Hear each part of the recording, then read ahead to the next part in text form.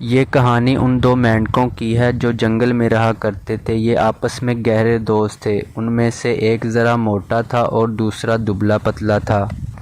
یہ روزانہ قریب کے کھیتوں میں گھومنے جایا کرتے تھے۔ ایک دن وہ گھومنے کے لیے باہر گئے تو وہ دیکھتے ہیں کہ ایک گوالہ بھینس کا دودھ نکال رہا ہے۔ اس نے وہ دودھ دھو کر ایک برتن میں ڈال دیا۔ ان دو دوست مینڈکوں کے دل میں خیال آیا کہ اتنا صاف پانی، کیوں نہ آج ہم اس صاف پانی میں تیریں۔ دونوں نے اسی بات میں رضامندی ظاہر کی اور اس برتن میں چھلانگ لگا دی۔ تھوڑی دیر اس صاف پانی میں تیرنے کے بعد ان میں سے ایک مینڈک نے کہا کہ کیوں نہ ہمیں واپس جانا چاہیے۔ تو جب انہوں نے واپس جانے کے لیے اس برتن سے باہر چھلانگ لگانے کی کوشش کی تو اس برتن کے اوپر والے کنارے پر پھسلن ہونے کی وجہ سے وہ نیچے گر گئے۔ وہ اس برتن سے باہر آنے کی بار بار کوشش کرتے رہے لیکن ناکام رہے۔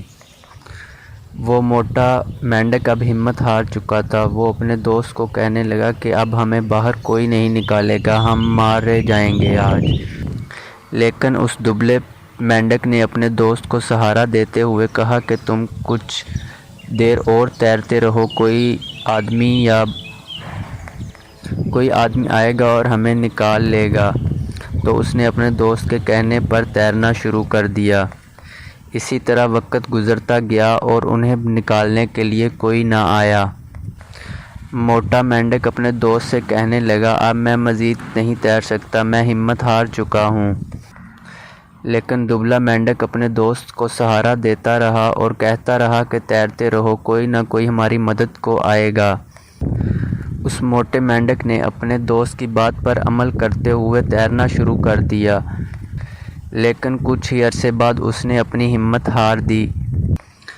جب اس نے تیرنا بند کر دیا تو وہ اس دودھ میں ڈوب کر مر گیا۔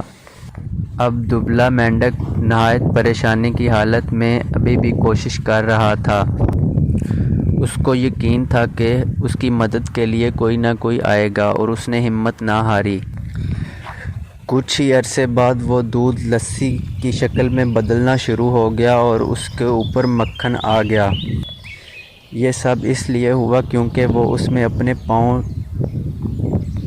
چلا رہے تھے اور ان کے تیرنے کی وجہ سے دودھ لسی میں بدل گیا اور اس کے اوپر مکھن آ گیا۔ مینڈک نے اس مکھن کے اوپر بیٹھ کر باہر چھلانگ لگا دی، اس طرح وہ بچ گیا۔ لیکن وہ اپنے دوست کی موت کی وجہ سے اندر سے بالکل ٹوٹ چکا تھا۔ وہ جنگل میں واپس گیا اور کچھ ہی عرصے بعد اس نے اپنی ایک دوست مینڈک کے ساتھ شادی کر لی۔ جب ان کے بچے پیدا ہوئے تو اس نے اپنی یہ ساری کہانی اپنے بچوں کو سنائی اور انہیں بتایا کہ کبھی بھی ہمت مت ہارنا، اگر ہمت ہارو گے تو مارے جاؤ گے، ہمیشہ کوشش کرتے رہنا، کامیابی ملے گی انشاءاللہ۔